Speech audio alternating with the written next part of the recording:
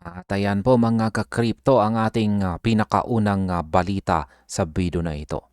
Sabi rito, meron daw pong isang analyst.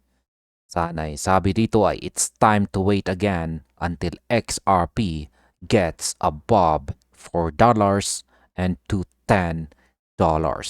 Ayan, napakatindi. Alam nyo ba mga ka-crypto, ang pag-hold ng XRP ay hindi lang basta investment strategy. Isa po itong spiritual journey. Kasi sa dami ng pinagdaanan ni XRP, kung hindi ka naging matatag, baka nakalbo ka na sa stress. Ngayon, usap-usapan po ang analyst na si CryptoBull. Ang message po niya sa lahat ay time to wait again. Oo, parang pila lang sa NBI clearance. Mahabang hintayan pero sana worth it sa huli. Yan mga ka-crypto, si CryptoBull ay hindi po basta-basta sumusuko. Ikinuwento po niya ang kanyang war stories. Imagine, nakita niyang bumagsak sa XRP mula 0.25 papuntang 0.11. Tapos 0.65 naging 0.17. At ang pinakamasakit, yung mula $1.96 bumulusok sa 0.28. Kung normal na tao ka, baka naiyak ka na o kaya binato mo na yung phone mo sa pader. Pero si CryptoBull dito, chill lang. Sabi niya, never siyang nagbenta sa gitna ng trahedya. Ang tanging oras lang na nagbenta siya ay noong lumipad ang presyo sa pagitan ng $2.30 hanggang $3.37. Yun ang tinatawag na discipline. O kaya naman baka sobrang tibay lang talaga ng kanyang guardian angel. Ngayon, ano po ang susunod? Ang target niya ay hindi lang barya-barya. Hinihintay niyang lumampas sa XRP sa $4 at tuluyang humampas sa $10. Sa presyong yan, baka hindi na lang kape ang binibili mo. Baka pati yung coffee shop pagmamay-ari mo na.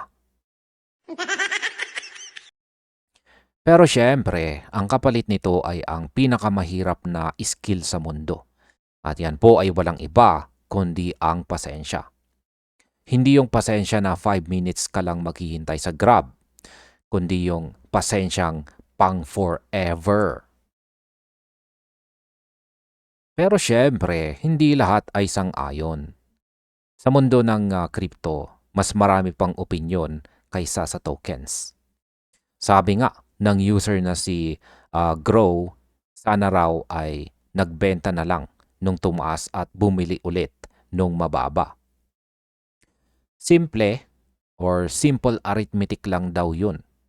Parang pag-ibig lang. Bakit ka magtsatsaga sa toxic kung pwede ka namang mag-upgrade? May isa pa nga, si Ezalor naman. Yan, Ezalor Investments. Siya po ay nagsabi ay baka 2050 pa bago mag $10 sa XRP. Sa taon na yan, baka lumilipad na ang mga sasakyan natin o kaya nakatira na tayo sa Mars. Pero sa XRP, nag-aabang pa rin tayo ng breakout.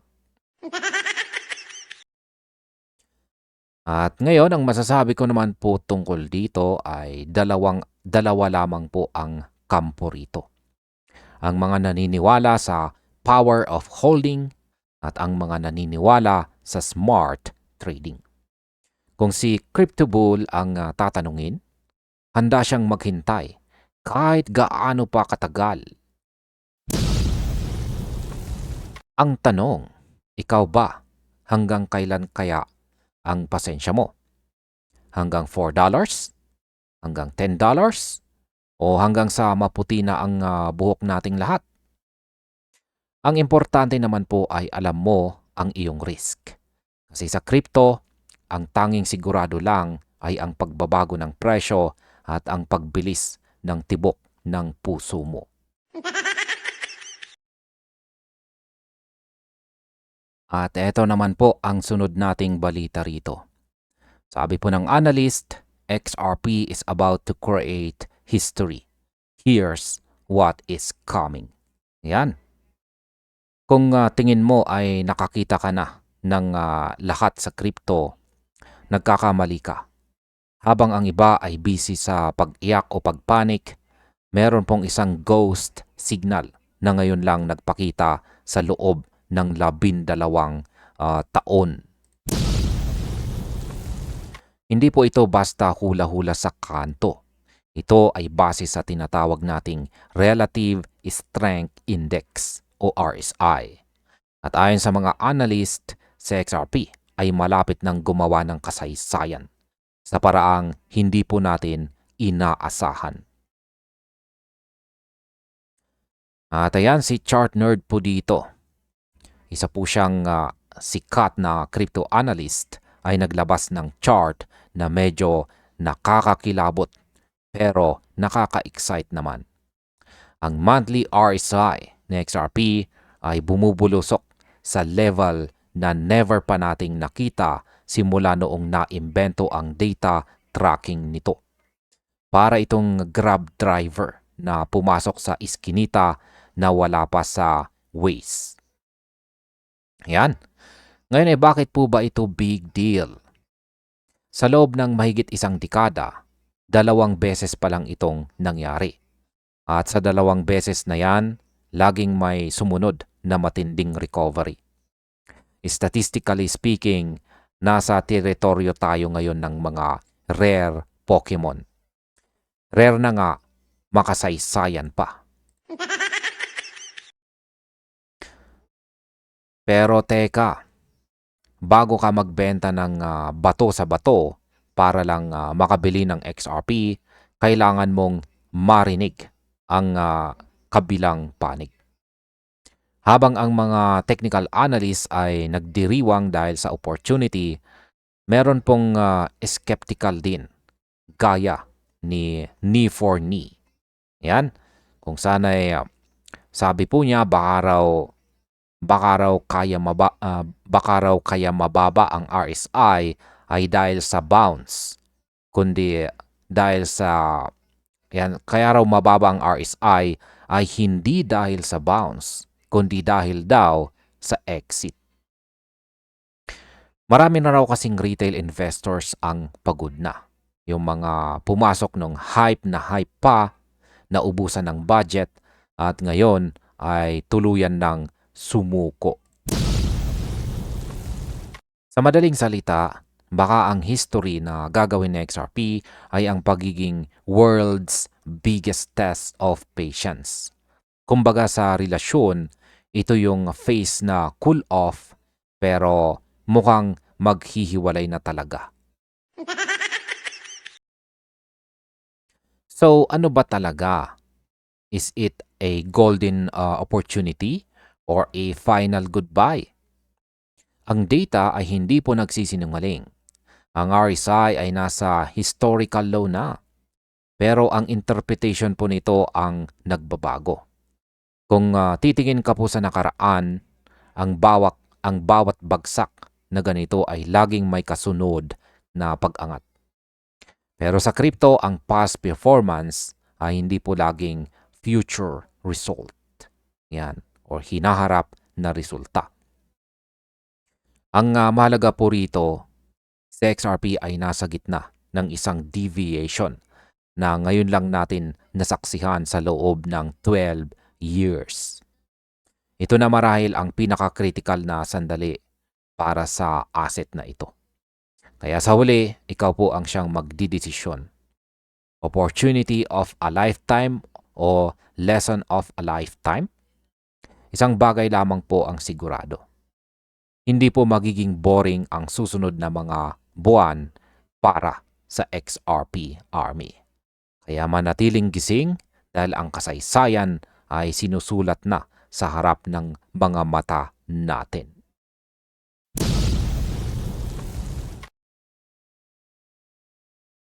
At eto naman ang sunod nating balita kung saan ang sabi rito, every XRP holder should pay close attention to these developments. Yan, ano nga ba ang mga developments na yan? Kaya makinig ng mabuti. Yan, lahat po tayo bilang mga XRP holders ay kailangan nating malaman ito dahil hindi na lang ito basta crypto coin na hinihintay nating mag-moon. Ayon po kasi sa bagong analysis ng crypto researcher na si Cypress de Manencor, ang XRP Ledger daw ay nag-i-evolve na para maging isang operating environment ng real-world finance. Ibig sabihin, hindi na lang ito pang display sa wallet. Magiging busy na si XRP sa loob ng mga bangko at saka institution. Alam nyo ba kung bakit special ang XRPL ngayon? Dahil po sa tinatawag na permissioned domains. Sa madaling salita, ito po ay isang VIP club para sa mga higanting institution kung saan kontrolado ang lahat via KYC at AML requirements. Dito po papasok ang mga stablecoins tulad ng RLUSD. At ngayon ay ito po ang kicker. Sa bawat transaction na mangyayari po sa mga VIP exchange na ito, may XRP na sinusunog o burn sa fees.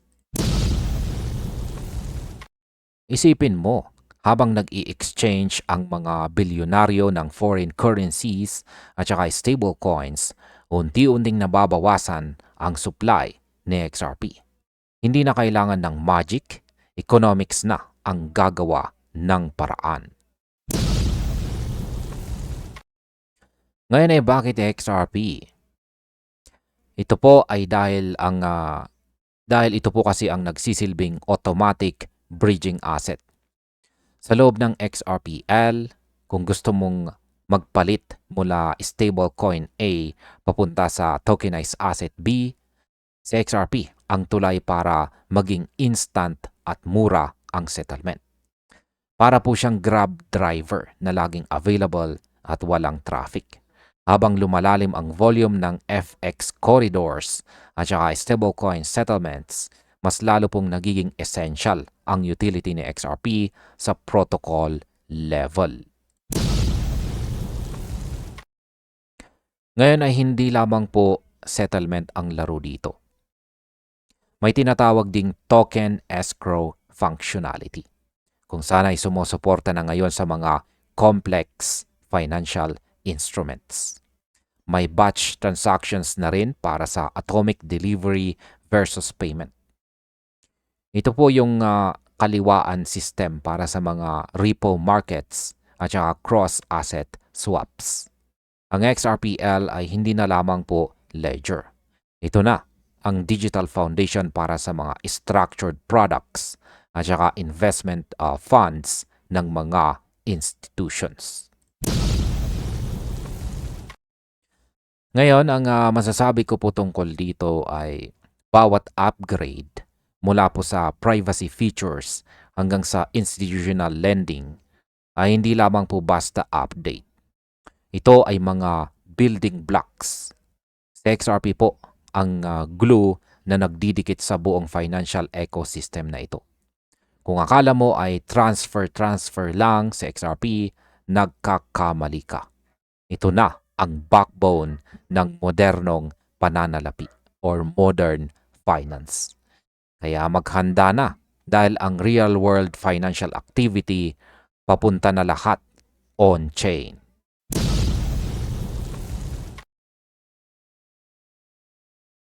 At ayan, ito naman ang ating kasunod na balita.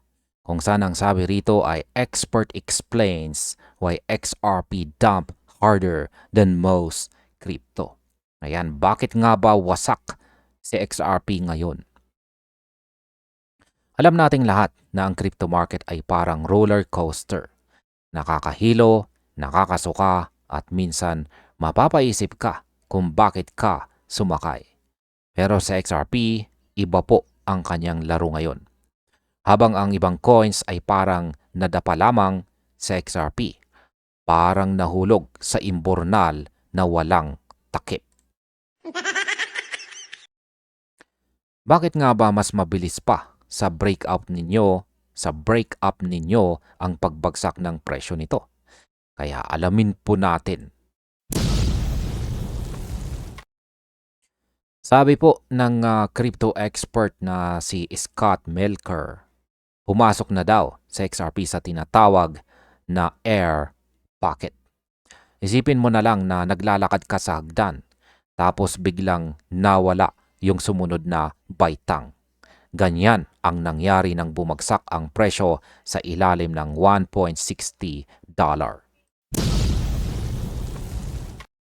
Dahil walang historical support o mga sinalang order sa area na yan, dire-diretso ang trajectory sa $1.15 noong February 4. Kumbaga sa gravity, walang pumigil po sa kanya. Parang pangako ng ex mong walang basihan. Ngayon ay saan ba tayo kakapit? Saan po tayo kakapit? Meron po tayong tinatawag na weekly 200 moving average na nasa bandang $1.10. Ito po yung nagsisilbing sahig natin ngayon. Noong isang araw, tumalbog na ang presyo mula rito at nasa $1.32 na tayo ngayon. Kung hindi po ito bibigay, may pag-asa pang bumalik sa $1.60.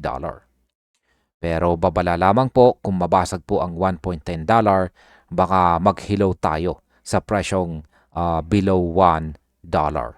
Mas mababa pa sa score mo sa math noon. Ngayon, bago ka magbenta ng kidney para mabawi ang loss, tingnan muna natin ang bigger picture. Noong late 2024, umakyat po si XRP ng 500%. Noong July 2025 lang, umabot po ito. Yan, umabot pa ito sa all-time high na $3.65. So technically, ang nangyayari ngayon ay breather lang matapos ang napakahabang marathon. Napagod din ang chart. Kailangan din uminom ng tubig. Ang bearish momentum ay nandyan dahil nasa ilalim tayo ng 50-day moving average. Pero hindi ibig sabihin nito ay katapusan na ng mundo. Ngayon, ang masasabi ko naman tungkol dito ay sa XRP ay nasa kanyang testing phase. Titignan natin kung gaano katigas ang mukha ang support sa $1.10.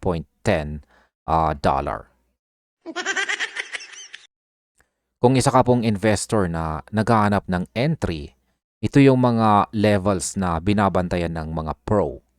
Masakit tignan ang pula o red sa portfolio. Pero tandaan natin, ang matatalino bumibili kapag tahimik ang market. Hindi kapag maingay na at nasa taas na ang presyo.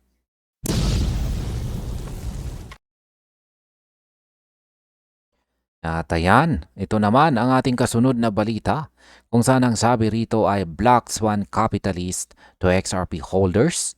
This is what a healthy correction looks like. Ayan, hindi daw ito crash.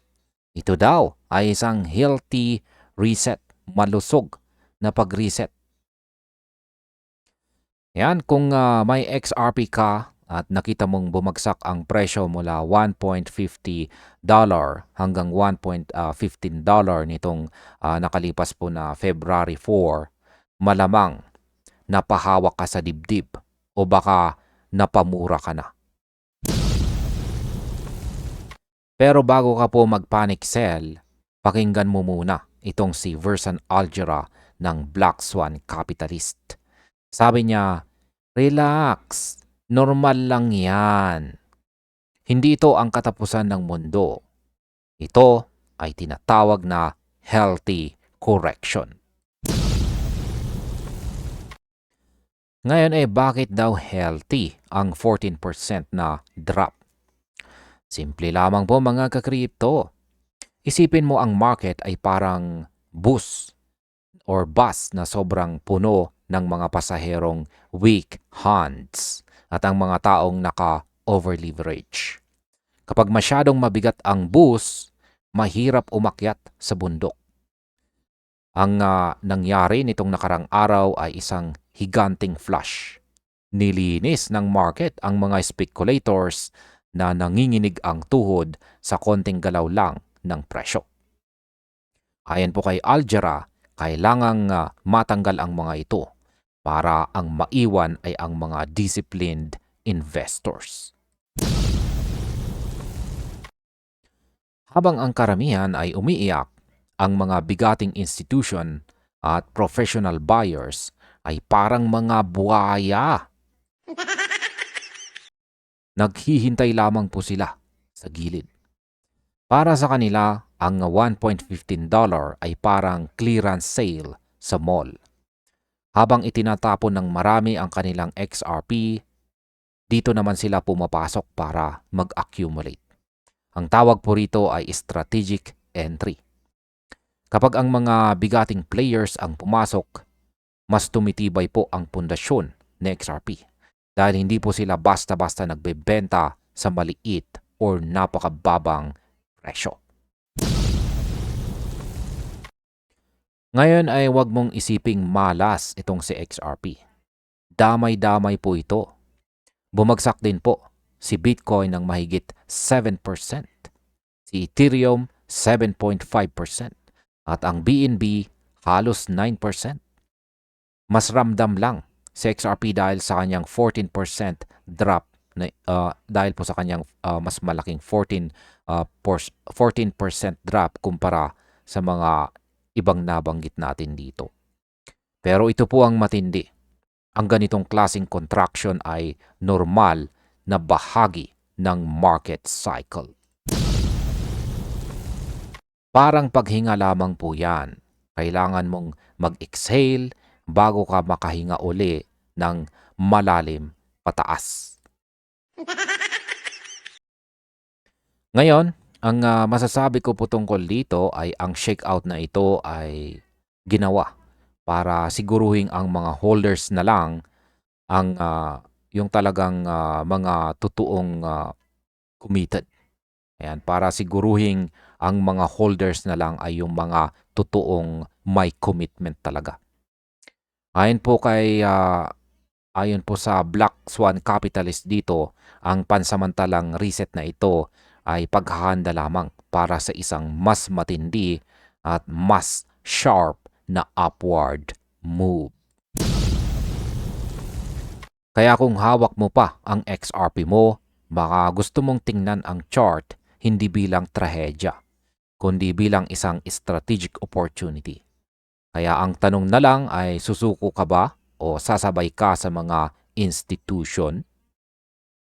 At hanggang dito na lamang po tayo sa video na ito mga ka-crypto. Maraming salamat sa panonood.